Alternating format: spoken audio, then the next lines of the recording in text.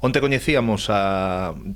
por unha nova dunha roda de prensa do alcalde a proposta para nós delirante de ampliar a finalización do túnel da Porta do Sol, que finalizaría en Torre Cedeira. Eso significa que afectaría ao ámbito do barrio do Cura, que sería unha modificación sustancial do contrato suscrito ahora mesmo, e para nós o increíble que plantese como un modificatorio, unha figura que sí que está recollida na Lei de Contratos Públicos, pero que simplemente está recollida para modificacións de precio do contrato